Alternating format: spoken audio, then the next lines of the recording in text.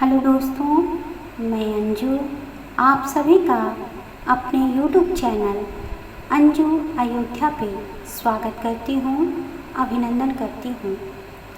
आज मैं आप लोगों को पद्मनी एकादशी की कथा सुनाने जा रही हूँ। ये 3 साल में एक बार आता है, जिसे मलमास कहते हैं। इस बार भी मलमास की एकादशी पड़ी है। ऐसे तो साल भर में साधारणतः 24 एकादशियाँ होती हैं, लेकिन मलमास में या अधिमास जब पड़ता है तब 26 एकादशी होती है। ये जो पद्मनी एकादशी है, इसका व्रत करने से अति उत्तम फल की प्राप्ति होती है। यदि इस व्रत को विधि पूर्वक किया जाए तो ऐसी कोई भी इच्छा नहीं है भक्त की जो पूरी न हो। तो कथा सुनाने से पहले मैं आप सभी से विनम्र निवेदन करती हूँ कि आप सभी एक बार श्री विष्णु भगवान का जयकारा लगा लें। बोलिए श्री विष्णु भगवान की जय, श्री कृष्ण भगवान की जय, राधा रानी सरकार की जय।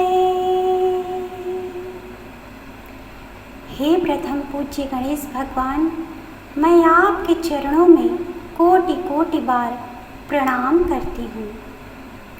मेरी इस कथा को कहने में आप मेरा सहयोग करें। हे माँ शारदा, मैं आपका आवाहन करती हूँ कि आप मेरे कंठ में आकर विराजमान हों, ताकि मैं इस कथा को शुद्ध और स्पष्ट रूप से प्रस्तुत कर सकूं और सुनने वाले को यह कथा अमृत के समान प्रतीत हो। बोले गणपति महाराज की जय, माँ शारदा की जय।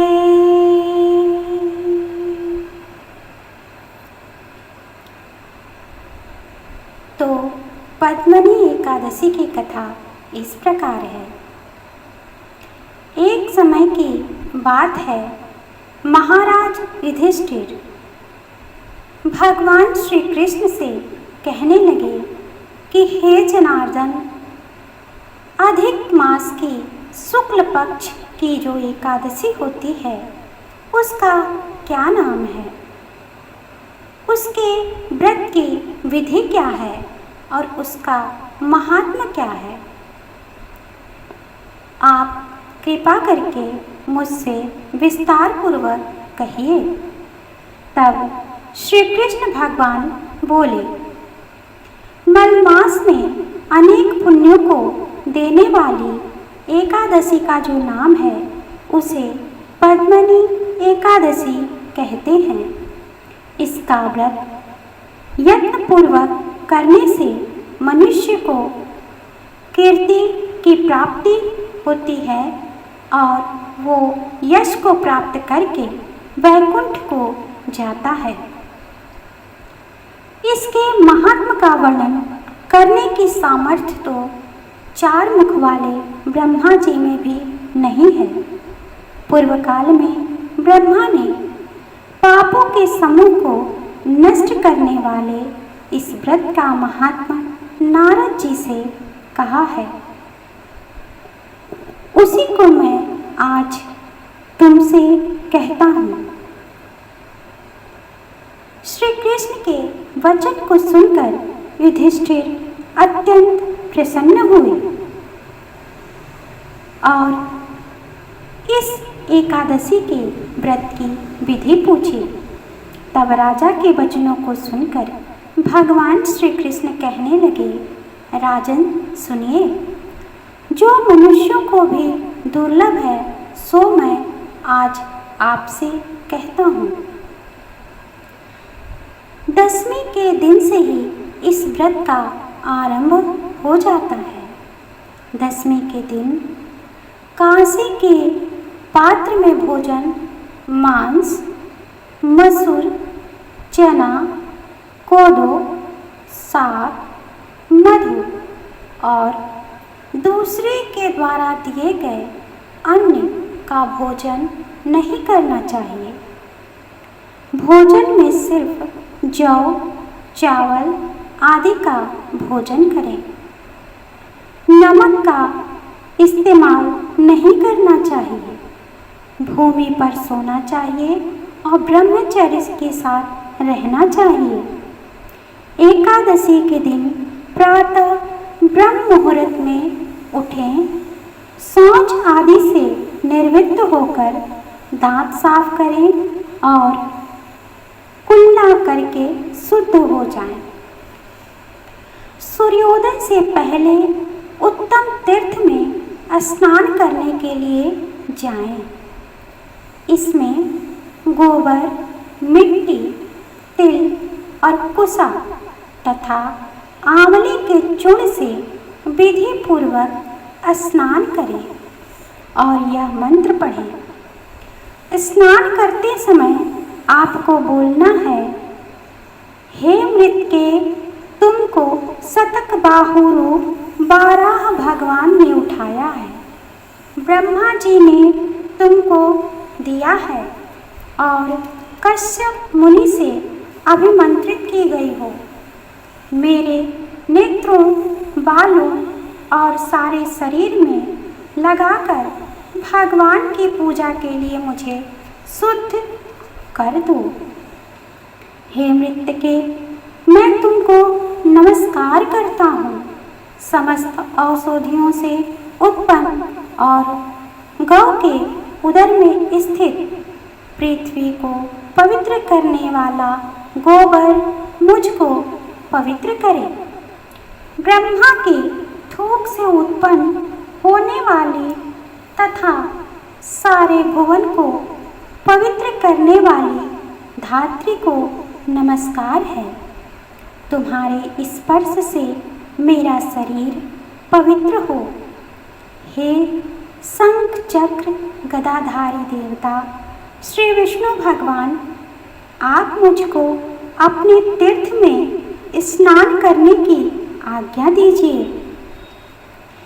इस प्रकार कहकर वरुण के मंत्र को पढ़ता हुआ गंगा आदि तीर्थों का स्मरण कर जलाशय में विधि पूर्वक स्नान करें और मुख, पीठ, हृदय तथा शरीर को खूब अच्छी तरह से मल कर साफ करें।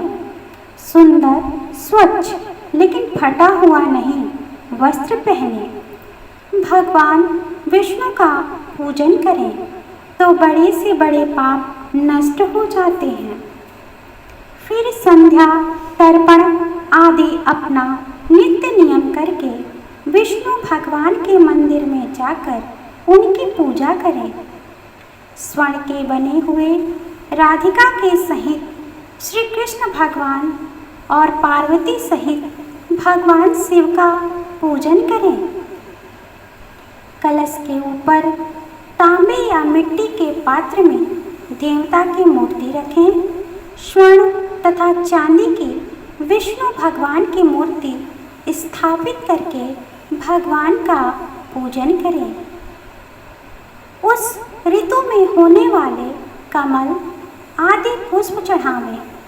धूप, दीप, नैवेद्य आदि विविध सामग्रियों से भगवान का पूजन करें।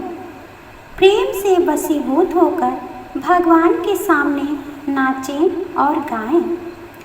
नीच मनुष्यों से उस दिन वार्तालाप ना करें तथा झूठ न बोलें। रजस्वा स्त्री को स्पर्श न करें। गुरु की निंदा ना करें। इस दिन पुराण आदि की कथा सुननी चाहिए। इस एकादशी को जल भी नहीं पीना चाहिए। यदि न रहा जाए तो केवल जलपान कर लेवें। यदि शक्ति न हो तो फलाहार कर लेवें। रात्रि को भगवान का कीर्तन आदि करके जागरण करें। समस्त रात्रि पूजन करना चाहिए। प्रथम प्रहर की पूजा में नारियल, दूसरे प्रहर की पूजा में विप्ल फल और तीसरे में सीताफल और चौथे प्रहर की पूजा में सुपारी तथा नारंगी अर्पण करनी चाहिए भगवान को। प्रथम प्रहर का पूजन करने से अग्निष्टम यज्ञ का फल प्राप्त होता है। दूसरे प्रहर में वाजपेयी यज्ञ का फल प्राप्त होता है। तीसरे प्रहर में पूजा करने से अश्वमेध यज्ञ की प्राप्ति होती है और चौथे प्रहर में पूजा करने और जागरण से राजयुष यज्ञ का फल प्राप्त होता है। इस व्रत से बढ़कर कोई यज्ञ, तप, विद्या या पुण्य नहीं है। जिसने इस एकादशी का व्रत किया उसने पृथ्वी के सारे तीर्थ और क्षेत्रों का दर्शन व स्नान कर लिया। इस प्रकार सूर्योदय तक जागे और सूर्य के उदय होने पर उत्तम तीर्थ में जाकर स्नान करें तथा विधि पूर्वक भगवान का पूजन करें। श्रेष्ठ ब्राह्मणों को भोजन करावें और जो घड़ा आदि उनका पूजन करके ब्राह्मणों को दान देवें। जो मनुष्य इस विधि से इस व्रत को करते हैं उनको मुक्ति देने वाला यह व्रत सफल हो जाता है और अंत में वे मुक्ति को प्राप्त होते हैं। भगवान कहते हैं कि हे राजन, तुमने मुझसे मलमास शुक्ल पक्ष की एकादशी की व्रत विधि पूछी, वह सब मैंने वर्णन कर दी। कृष्ण पक्ष की एकादशी के व्रत की भी यही विधि है। जिसने पद्मनी एकादशी के व्रत को कर लिया मानो उसने सब व्रतों को कर लिया। अब इस पद्मनी एकादशी की मनोहर कथा तुमसे कहता हूँ, तुम ध्यानपूर्वक सुनो। इसके बाद श्री कृष्ण भगवान महाराज युधिष्ठिर को कथा सुनाते हैं। भगवान श्री कृष्ण कहते हैं कि हे राजन, एक समय कार्तिवीर्य नाम का एक राजा था जिसने रावण को बंदी गृह में बंद कर रखा था। उसको पुलस्त्य जी ने कार्तिवीर्य से विनय करके छुड़ाया। इस घटना को सुनकर नारद जी ने पुलस्त्य जी से पूछा कि महाराज, जिस महावीर रावण ने समस्त देवताओं सहित देवराज इंद्र को जीत लिया था, उसको कार्तिवीर्य ने किस प्रकार जीत कर बंदी बनाया, सो आप मुझको विस्तार पूर्वक बतलाइए। तब पुलस्त्य जी ने कहा कि नारद जी, पहले आप कार्तिवीर्य की उत्पत्ति का वृत्तांत सुनिए। पूर्व काल में त्रेता युग में हय नाम के राजवंश के कार्तिवीर्य नाम का राजा महिष्मती पुरी में राज्य करता था। उस राजा की 1000 परम प्रिय स्त्रियां थीं, परंतु उनमें से किसी के भी कोई पुत्र नहीं था जो राज्यभार को संभाल सके। देवता, पितर, सिद्ध और अनेक चिकित्सकों आदि से राजा ने पुत्र प्राप्ति के लिए प्रयत्न किए, परंतु भाग्यवश राजा के कोई पुत्र नहीं हुआ और सब यत्न असफल रहे। पुत्र के बिना उसको सारा राज्य दुखमय प्रतीत होता था। जिस प्रकार भूखे आदमी को भोग विलास सुखी नहीं करता है, उसी प्रकार से राजा को यह ज्ञान उत्पन्न हुआ कि तप से सब अभिष्ट फल की सिद्धि हो सकती है। राजा को वन में तपस्या के लिए जाते हुए देखकर उसकी एक परम प्रिय रानी, जो कि इक्ष्वाकु वंश में उत्पन्न हुए राजा हरिश्चंद्र की पद्मिनी नाम वाली कन्या राजा के साथ जाने को तैयार हो गई और दोनों ही अपने अंग के सब सुंदर वस्त्र और आभूषण को त्याग कर वल्कल वस्त्र धारण कर गंधमादन पर्वत पर चले गए। राजा ने उस पर्वत पर जाकर 10,000 वर्ष तक तप किया, परंतु फिर भी पुत्र की प्राप्ति न हुई। तब उस पतिव्रता नारी पद्मिनी ने अपने पति के शरीर में केवल नस और अस्थि मात्र देखकर महासाध्वी अनसुईया जी से नम्रता पूर्वक पूछा कि हे साध्वी, मेरे पति को तपस्या करते हुए 10,000 वर्ष बीत गए हैं, परंतु भगवान फिर भी किसी तरह से प्रसन्न नहीं हुए, सो इसका क्या कारण है? आप कृपा करके कोई ऐसा व्रत कहो जिससे भगवान मुझ पर प्रसन्न। उस कमल नयनी पद्मिनी से अनसुईया जी बोली, हे सुंदरी, 12 मास से अधिक मलमास होता है जो 32 माह पश्चात आता है। उसमें द्वादशी युक्त पद्मिनी और परमा नाम की शुक्ल पक्ष और कृष्ण पक्ष की 2 एकादशियां आती हैं। शुक्ल पक्ष की एकादशी का नाम पद्मिनी एकादशी है। तुम जागरण समेत उसका व्रत करो। इस व्रत के करने से पुत्र देने वाले भगवान तुम पर प्रसन्न होकर शीघ्र ही पुत्र देंगे। इसके पश्चात अनसुईया जी ने रानी से व्रत की सब विधि कही। उसको सुनकर वह सुंदर रानी पद्मिनी पुत्र प्राप्ति की इच्छा से इस व्रत को करने लगी। वह सदैव एकादशी को निराहार रहती थी और रात को जागरण करती थी। इस प्रकार व्रत के समाप्त होने पर भगवान विष्णु प्रसन्न होकर गरुड़ पर आरूढ़ होकर उसके सामने आए और वर मांगने के लिए कहा।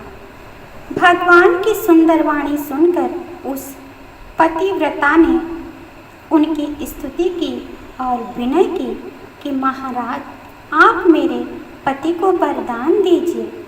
तब भगवान बोले कि हे सुंदरी, मलमास के समान मुझको और दूसरा कोई मास प्रिय नहीं।